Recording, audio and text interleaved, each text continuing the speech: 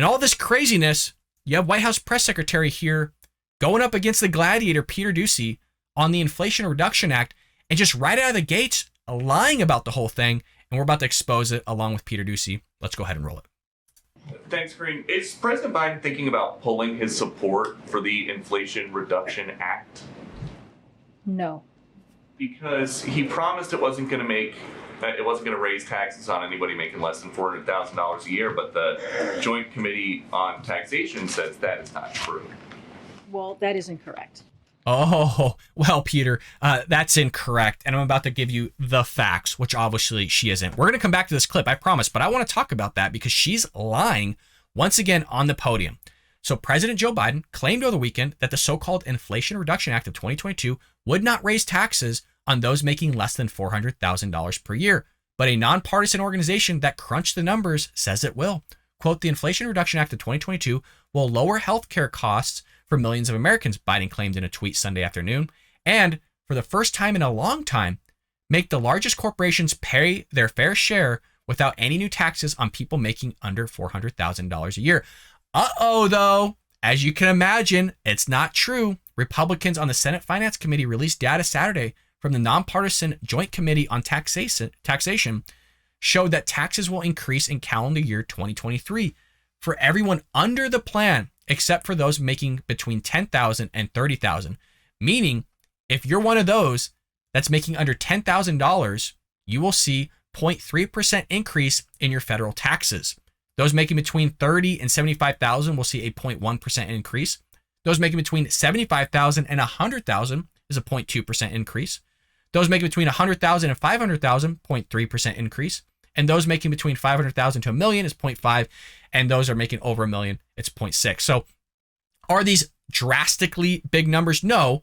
But this is an administration that's dealing with technicalities, right? On definitions. So why don't we deal with technicalities? Why don't we just start splitting hairs for my lack thereof? Why don't we do that a little bit, Karine? Because now you're lying to the American people once again, and you're being called out for it, and so is the president. But this is what the Democrats are just going to glance over. They're not going to spot this out, that they're lying to the American public about their taxes being increased. Let's see what other nonsense she has to espouse regarding all this. So the Joint Committee on Taxation, which you guys heralded as an effective body when you were selling the infrastructure package, is not to be trusted here. I love Peter. I said it is not correct because I will give you why it's not correct, because it is incomplete. The JCT report that we're currently seeing is incomplete. Who could have because thought? it omits the actual benefits that Americans would receive when it comes to prescription drugs, when it comes to lowering energy costs like utility bills. It does not include that. And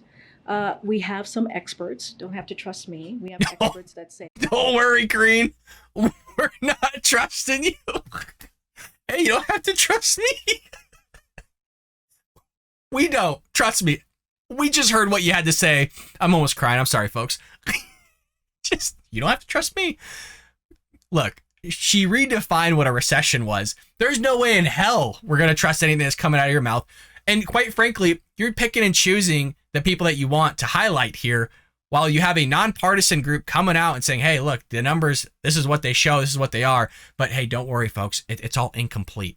Yeah, that's everything's incomplete with the Democrat Party. That's how they get you to spend more money. The exact same. Kimberly Clausing from UCLA, many key factors are left out in these tables, including, importantly, the effect of deficit reduction, the positive effects of the spending on clean energy, and the benefits from low drug prices, as I just stated. Oh, the benefits. Seth Conlon, Center for American Progress. Republicans don't mention that JCT analysis includes an imputation of corporate taxes, i.e. the 15% minimum on corporations with less than $1 billion of profits to income groups, but does not include the major provisions that benefit people, including the tax cuts and drug savings, prescription drug savings to be specific. She struggled to get that out. I guarantee you she doesn't know what the hell she just said.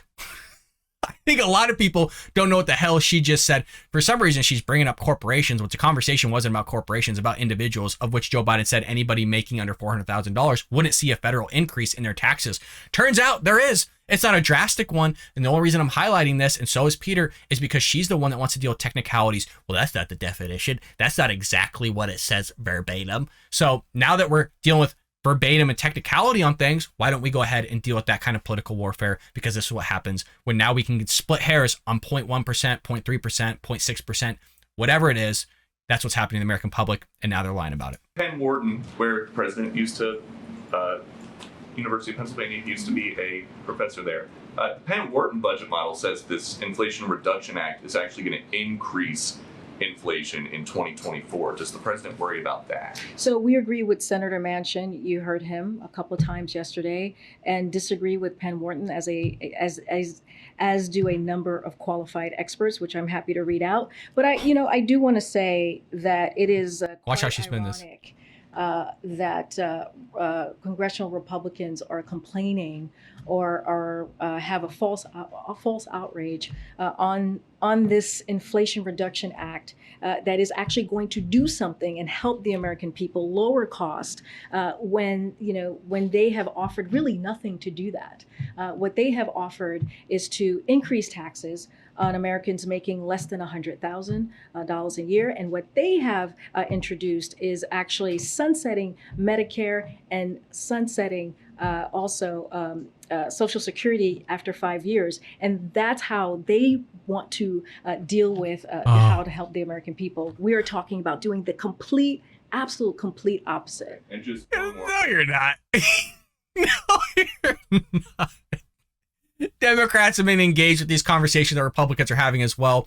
And there's a conversation to be had of what they're doing. I'm not saying I'm fully on board with what they're doing. I think the government needs to stop spending our damn money in the way that it's doing. Look, I'm all for people getting cheaper medical and cheaper drugs and all that stuff. But the stuff that she's peddling here of trying to point out the flaws of the Republicans when you have a massive flaw sitting right there in the front of your freaking face where, look, they're focused on not on the camel, but rather than all these gnats, meaning what the Republicans doing. The camel's the damn bill you're trying to pass, the damn freaking reduction act that's not really reducing anything. If anything, it's going to increase inflation over the next course of matter of a few years. But we're not going to talk about all that because it's cheaper, right? All this stuff's cheaper. It's always proposed to us that something's cheaper in the short term, but then when you go to the long term, oh crap, we just increased your taxes over the long term. Oh crap, we just increased the deficit over a long term. But, you have Manchin coming out saying, oh, well, we just got them paying off $300 billion. Look, just because Manchin is more of like a middle Democrat doesn't mean the guy's right all the time. Doesn't mean he doesn't have his own issues that he wants to throw in there. Doesn't mean he doesn't have his own agenda, which Bernie Sanders has talked about. Doesn't mean I agree with what Bernie Sanders says, but there is an agenda there. He is part of the Democrat Party.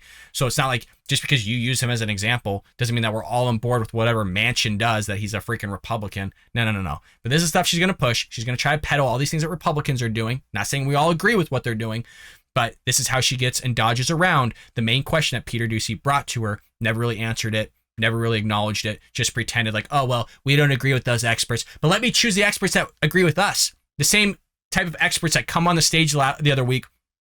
Brian Deese in 2008 says that 2 consecutive quarters of negative GDP growth is a recession, and just chauffeurs them back out again while he's struggling having those same words, except flipping a few of them and saying basically, well, now that's not a recession. Even he struggled getting it out on tape, but this is the type of people they want to chauffeur out. So no, Karine, we're not going to believe anything you say. It's been 3 days now since a Chinese official publicly threatened to murder Speaker Pelosi. Where is the president coming out to respond to, at the very least, say, don't do that? Well, first, we've talked, Kirby was just here talking about how, I have not seen those reports, so I'm just going to say. They were going to maybe shoot down her plane, or that it would be within their rights to shoot down her plane. All right. Well, we have talked about that. We have said that there's no need for this type of saber rattling. It is unnecessary. The president has been very clear. There's been no change in the One China policy. We continue to support the Taiwan Relations Act. What we are seeing. Folks, we see this all the time. Can you just answer the question just one time, please?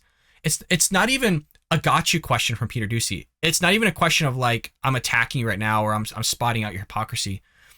He was just asking, where's the president at?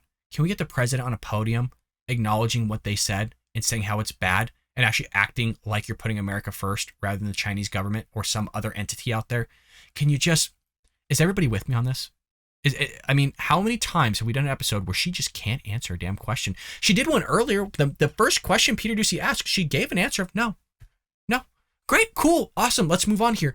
But when it comes to China, you know, it's the Democrat Party and like the NBA and certain celebrities, the way they dance around certain things, little sus and a little suspicious. From you know, what we're talking about right now, and to be clear, the speaker. What we're talking about right now? You mean we're talking about China freaking trying to basically assassinate or kill the Speaker of the House? Like, let's acknowledge who we're talking about here rather than dancing it around like I just freaking said it. You know, oh, well, you know, who we're talking about. Oh, yeah, we're talking about China killing the Speaker of the House for going to another country called Taiwan that the Chinese government doesn't want to acknowledge as a separate country. So it's just, you can't make this up in real time. Confirmed, as you heard from my colleague just moments ago, that she is going to Taiwan. It has not been confirmed. You know, the history of this, of congressional members going to Taiwan, is not uncommon. It is something that has happened in the past. And so, again, nothing has changed. And the president has made that very, very clear. Go ahead, Steve. I mean, he hasn't really made it that clear, right? Which is why Peter Doocy is raising that question. I know she wants to say that he's made it super clear, but he has been super soft, very soft on China. Folks, the entire globe was shut down over COVID-19. Where's the backlash on that from the president? The United Nations, that's all about these humanitarian things, that wants to take all our money, of which I think we pay like 20% or more of the United Nations funding. But, you know, other countries don't want to contribute as much, nor is there any ramifications on China right now for what's going on. Them basically having certain plans to invade Taiwan as well, having this type of rhetoric that we're going to blow her plane out of the sky. And you got this president just sitting back. It was China. I think Hunter has investments in there. Oh, crap, Mr. President. We got to get you out of this room. What are you talking about? Hunter has investments in China. No, he doesn't, you crazy old man. But no, that's the stuff they're going to peddle. That's the stuff they're going to push and completely lie to the American public.